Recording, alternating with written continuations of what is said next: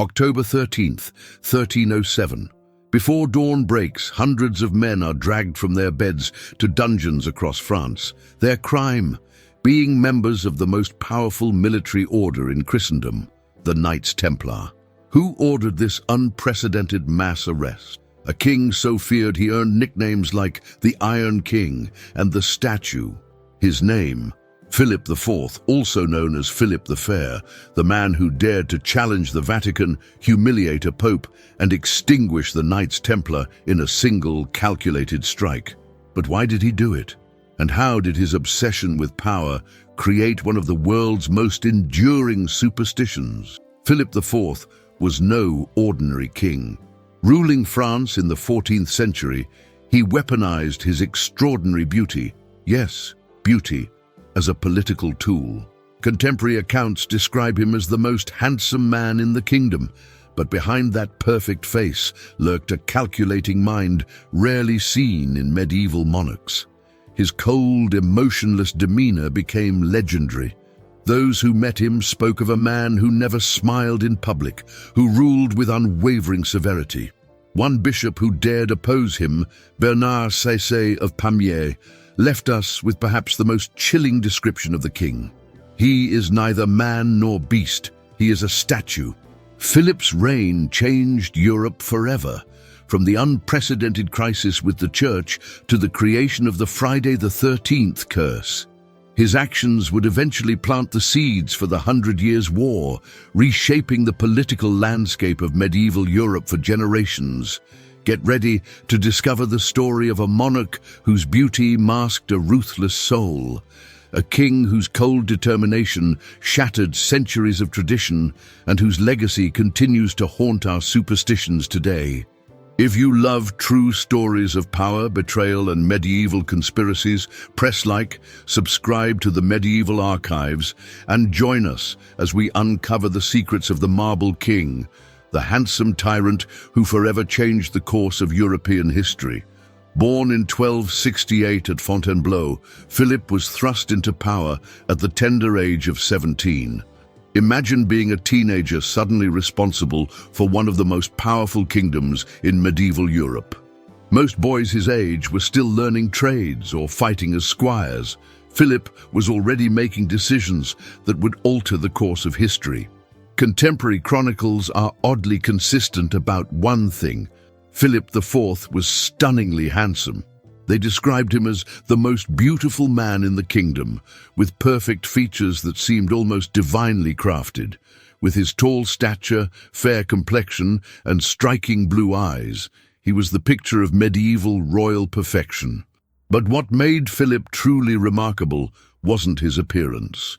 It was the startling disconnect between his beautiful exterior and the ice-cold personality beneath. Those who encountered the king spoke of an eerie, almost supernatural composure. He never smiled in public, never laughed, never showed anger or joy or any recognizable human emotion.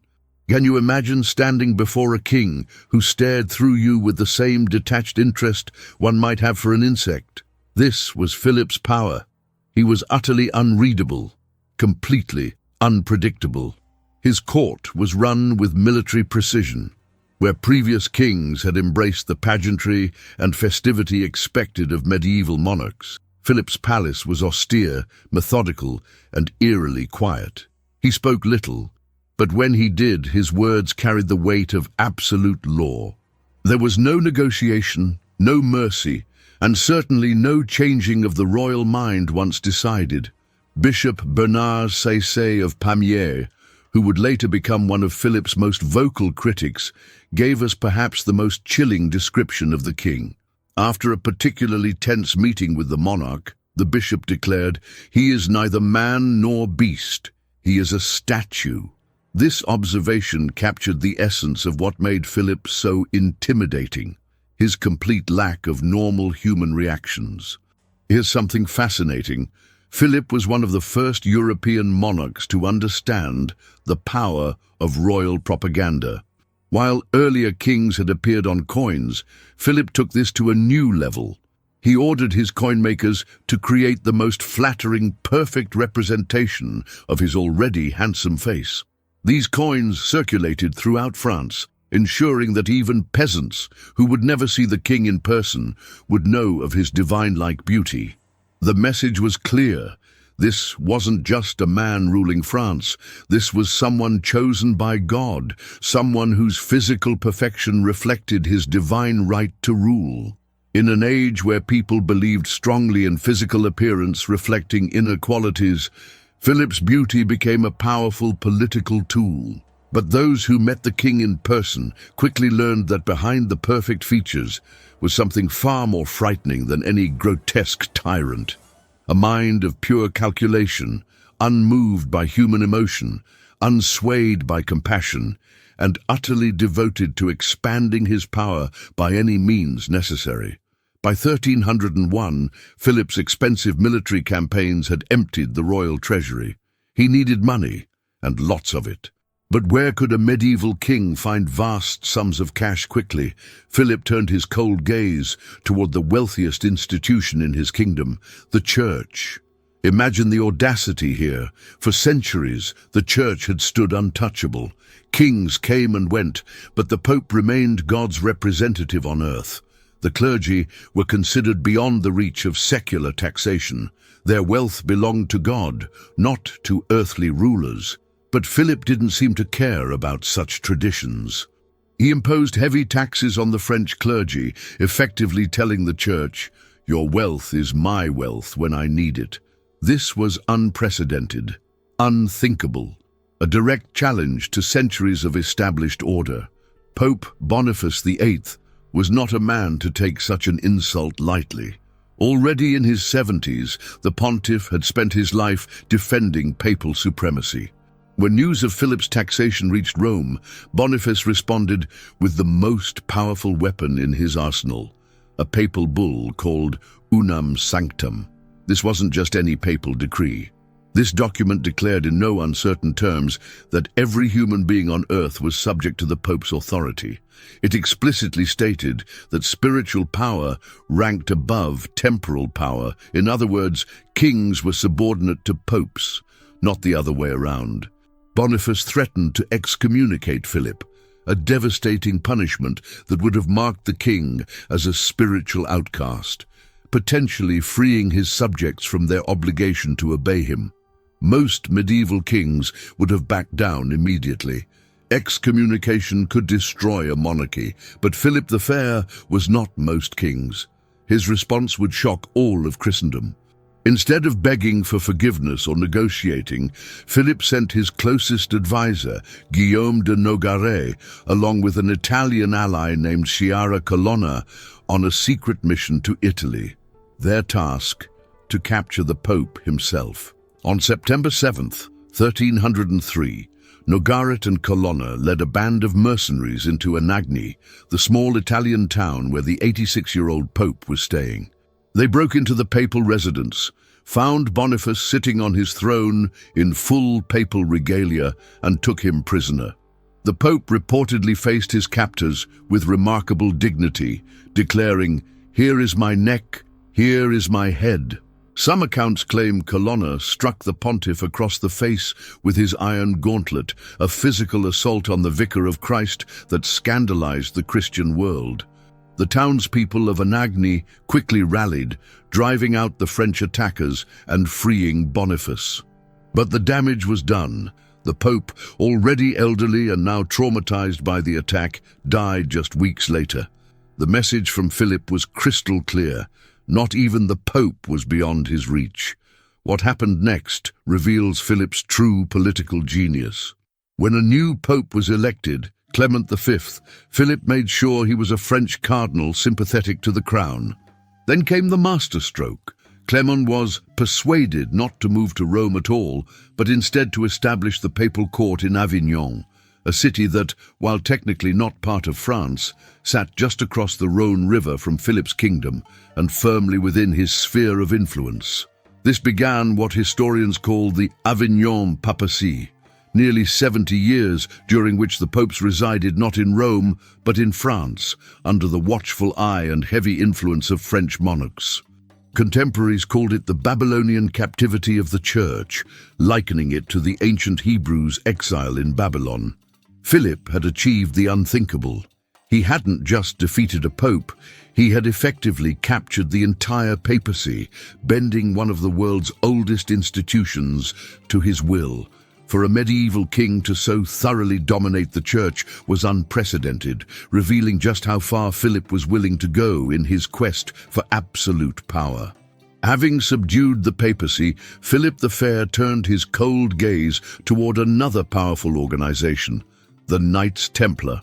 Founded during the Crusades about 200 years earlier, the Templars had grown from humble protectors of pilgrims into the medieval equivalent of an international banking corporation with military might. Think about this.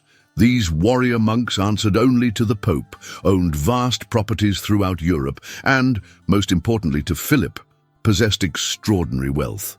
They were the original international bankers, pioneering financial services for European nobility. Kings, including Philip himself, borrowed enormous sums from the Templar treasury. By 1307, Philip was deeply in debt to the order. The French treasury was empty, and the king had already expelled the Jews and seized Italian banking assets. The Templars were his logical next target, a tremendous source of wealth that happened to be sitting right in his kingdom. But how could he move against such a revered order? Philip needed a plan that would shock his subjects so deeply they wouldn't question his actions. He needed to transform these holy warriors into villains overnight. In absolute secrecy, Philip and his advisors crafted a set of horrifying accusations against the Templars. They claimed these holy knights practiced obscene initiation rituals, denied Christ, spat on the cross, engaged in homosexual practices, and worshipped a mysterious idol called Baphomet, allegedly a severed head they believed held magical powers. With his trap prepared, Philip chose the perfect moment to spring it, dawn on Friday, October 13th, 1307. Why this specific date? Some historians suggest it was chosen deliberately because of the biblical associations with the number 13. Judas was the 13th guest at the Last Supper before betraying Jesus. Whatever the reason, Philip's choice would forever link this date with misfortune. Before dawn, sealed orders were opened simultaneously across France. Royal officials and soldiers stormed Templar houses, commanderies, and farms throughout the kingdom. Thousands of knights, men who had devoted their lives to defending Christianity, were dragged from their beds in their nightclothes, completely unprepared for what was happening. The Grand Master of the Order, Jacques de Molay, had been in France for what he thought were diplomatic meetings. He had no idea he was walking into a carefully laid trap. He and his senior knights were arrested personally by Philip's men in Paris. What followed was medieval Europe's first coordinated propaganda campaign. Royal messengers spread news of the Templars' horrible crimes to every corner of the kingdom. The knights, men previously honored as heroes, were now branded as secret heretics, demon worshippers and sodomites. But accusations alone weren't enough. Philip needed confessions. The knights were subjected to medieval torture methods too gruesome to describe in detail. Imagine the most physically and psychologically devastating techniques possible. Men having their feet held to fires, joints dislocated on the rack, water forced down their throats until their stomachs nearly burst. Under such torture, many Templars confessed to whatever their tormentors demanded. These forced confessions were then publicized widely, further destroying the order's reputation. Some knights who initially confessed later recanted when brought before papal commissioners, explaining they had spoken only to end the torture. Those brave enough to recant were declared relapsed heretics and burned at the stake. The final act of this tragedy came in March 1314, when Jacques de Molay and Geoffrey de Charnay, preceptor of Normandy, were led to a small island in the Seine River in Paris. Before a crowd of witnesses, these elderly warriors were bound to stakes, surrounded by kindling. As the flames began to consume him, Jacques de Molay made his final declaration. According to contemporary accounts, he shouted that both King Philip and Pope Clement would soon join him before God's judgment throne. He called down a curse that Philip's bloodline would be erased within a generation. What happened next seems almost too perfect not to be folklore. Yet historical records confirm it. Both Pope Clement and King Philip died within the year. Even more remarkably, within 14 years, all three of Philip's sons died without producing male heirs, effectively ending his direct dynastic line. Did you know that our modern superstition about Friday the 13th being unlucky comes directly from this betrayal? The date when thousands of innocent men were simultaneously arrested through deception became forever associated with misfortune and treachery. The Templars' dramatic fall continues to fascinate us more than 700 years later. Their story has inspired countless conspiracy theories, novels, films, and of course, a persistent superstition that makes millions of people feel uneasy every time the 13th day of the month falls on a Friday. So tell me, do you believe in curses? Was Jacques de Molay's dying proclamation just the desperate words of a condemned man, or something more? Leave your thoughts in the comments, drop a like if you enjoyed this dark chapter of history, and share this video with your friends who love historical mysteries. Philip the Fair died on November 29th, 1314, at the age of 46. His death came suddenly after a hunting accident, a stroke or cerebral hemorrhage that took him in the prime of his life. The timing was eerie. It had been less than a year since Jacques de Molay had cursed him from the flames, predicting the king would soon join him before God's judgment throne. Coincidence? Perhaps. But Philip's death marked only the beginning of the curse's apparent fulfillment. What followed was a dynastic catastrophe almost without parallel in medieval history. Philip left behind three adult sons, Louis X, Philip V, and Charles IV. All were healthy young men in their 20s, seemingly positioned to continue their father's legacy for generations. Yet within just 14 years, all three would be dead, each ruling briefly before dying without male heirs. The direct Capetian dynasty that had ruled France since 987 for over 300 years was extinguished in less than a decade and a half after Jacques de Molay's curse. But Philip's most enduring legacy wasn't a curse. It was the conflicts he set in motion that would eventually explode into the devastating 100 Years' War. How did a king who died in 1314 help cause a war that began in 1337? The seeds were planted in Philip's relentless pursuit of territorial expansion and centralized power. Throughout his reign, Philip had systematically annexed territories along France's borders, particularly targeting lands held by the English crown. He used legal technicalities, strategic marriages, and outright intimidation to bring these regions under direct French control. The most significant of these was Gascony, a valuable English possession in southwestern France that Philip repeatedly tried to seize through legal maneuvering. Philip also forged crucial marriage alliances. His daughter Isabella was wed to King Edward II of England, a union that would have profound consequences.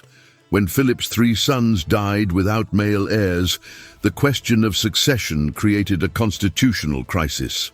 The French nobility, unwilling to accept a female ruler or her English husband, invoked something called Salic law, a legal principle barring women from inheriting the French throne.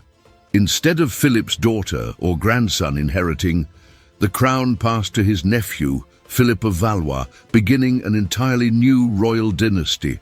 But Isabella's son, Edward III of England, believed he had the stronger claim to the French throne through his mother. This competing claim would become one of the primary justifications for the 100 Years' War, when Edward declared himself rightful King of France in 1337. There's a fascinating irony here. Philip the Fair, who had worked so methodically to strengthen French royal power, inadvertently created the conditions that would plunge France into one of its most devastating conflicts. The war would last over a century, through 5 English and 5 French kings, devastating the French countryside and nearly resulting in the complete English conquest of France. Philip's legacy extends beyond territorial disputes. His systematic attack on the Knights Templar removed a powerful international force that had often served as peacekeepers and mediators between Christian kingdoms. Without the Templars, there was one less barrier to open warfare between France and England. His undermining of papal authority also had long-lasting consequences. By relocating the papacy to Avignon and placing it under French influence, he removed the Church's ability to effectively mediate international conflicts. Previous popes had often intervened to prevent wars between Christian kingdoms, but the Avignon popes, seen as French puppets, lacked the moral authority to stop the coming conflict. Philip's financial policies created yet another problem.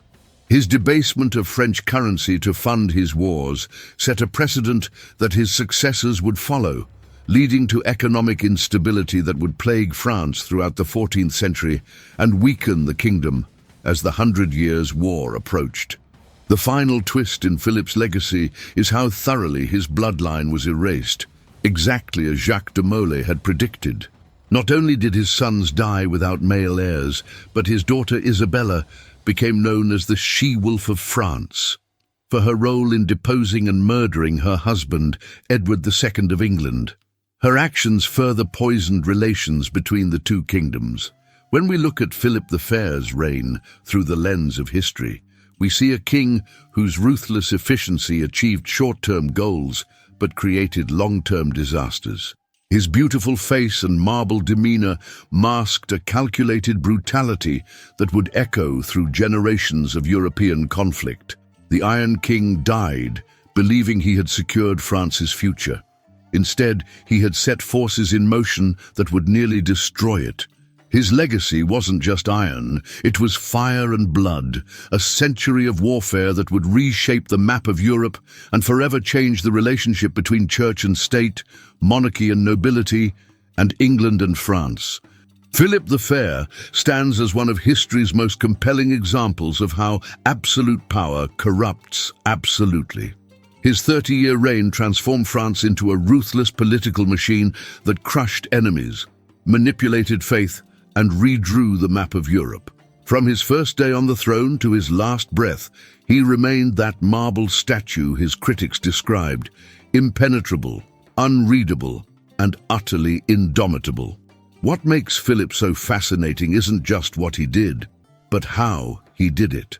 Unlike the raging tyrants of history who acted on impulse and emotion, Philip calculated every move with cold precision. He weaponized beauty and piety while committing acts of breathtaking cruelty. He presented himself as the most Christian king while kidnapping a pope. He claimed to defend the faith while torturing holy warriors for their wealth. We're left with an enigma wrapped in contradictions. Was Philip the Fair a political genius who modernized France and established its place as Europe's dominant power? Or was he simply a handsome tyrant who sacrificed tens of thousands of lives on the altar of his ambition? Perhaps he was both. His innovations in royal administration, creating France's first professional civil service, establishing regular taxation, and centralizing royal authority, laid the groundwork for the modern French state. Yet these achievements came at a terrible human cost and planted seeds for conflicts that would devastate Europe for generations. 7 centuries after his death, Philip's legacy continues to echo through our culture. From the superstition of Friday the 13th to the conspiracy theories surrounding the Knights Templar, his story reminds us that history's most dangerous figures aren't always the obvious monsters. Sometimes they come with perfect features and beautiful faces, hiding their ruthlessness behind a mask of divine right and cold efficiency. The next time you feel uneasy on Friday the 13th, remember the thousands of Templars who were dragged from their beds at dawn on that fateful October day in 1307. Remember the king whose handsome face concealed a heart of iron and whose calculated cruelty changed the course of European history. If you enjoyed this journey through the dark corridors of medieval power, hit that like button. Leave a comment telling us which king or queen you want to see featured in our next video, and subscribe to the Medieval Archives for more blood-soaked secrets from the past. Until next time, remember that behind every crown lies a story of ambition and sometimes madness.